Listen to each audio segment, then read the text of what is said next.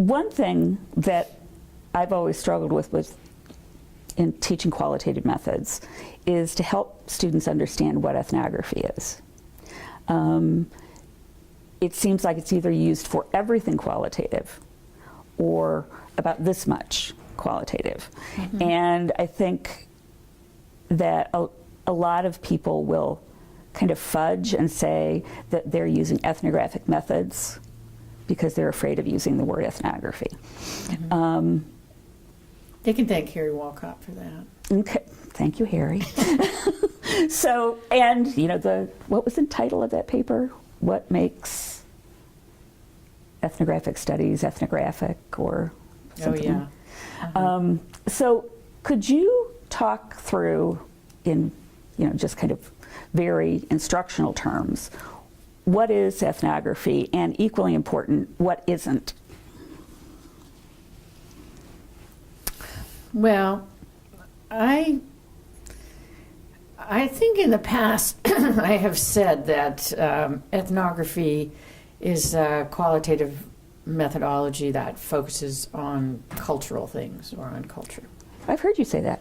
And I don't exactly want to retract that statement, Mm-hmm. but I do want to say it differently, I guess. Okay. Now, I think it is a methodology for trying to understand how and why people interacting in groups and in their lives do things in the way that they do and make sense out of things in the way that they do.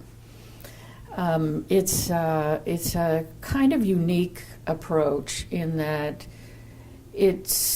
I think of it as open-ended, an open-ended methodology. I think of it as flexible. I think of it as on the ground. I think of it as really more inductive than deductive.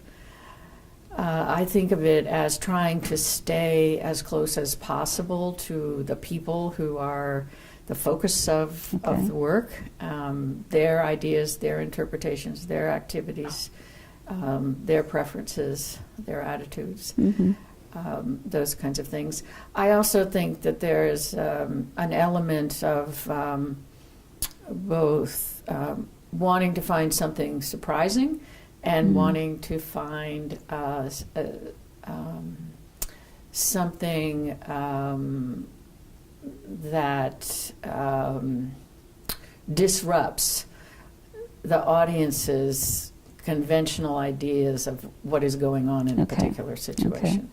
And I also think there's a critical dimension of it.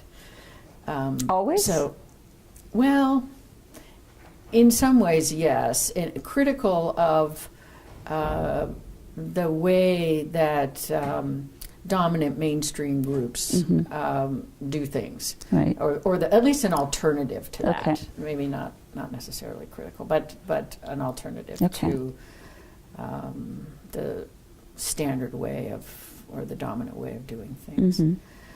So that's not a very precise definition of a methodology. So if we flip it to what it's not, maybe that'd give some contours that'll help us understand it.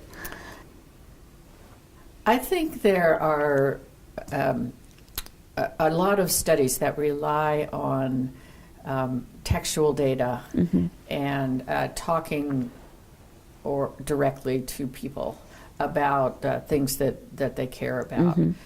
But the way that those data are handled in something like an interview study that's not an ethnography or a case study that's not an ethnography, for one thing, and I guess I should have said this about ethnography, I think there are anthropological and sociological perspectives that are brought to bear on an ethnography that are not necessarily brought to bear in a case study or in an interview study. And that might be because other perspectives are being used, something from psychology, some other field, critical studies.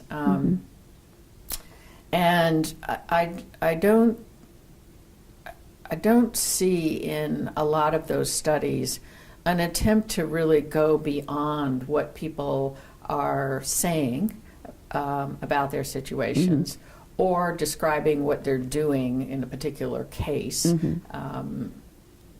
Two, trying to point out something surprising, something disruptive, something different about the way we do the business of being who we are. Yeah. So I think that there's certainly value in doing the kinds of studies where you find out things like how teachers feel about their jobs or how students feel about going to school. There's value in that, but I don't think that makes something ethnography. I think ethnography would be doing more of the things that I was talking about earlier, to try to present some kind of theoretical, anthropologically informed, sociologically informed understanding of life or the world or people that is new, different, disruptive. Okay.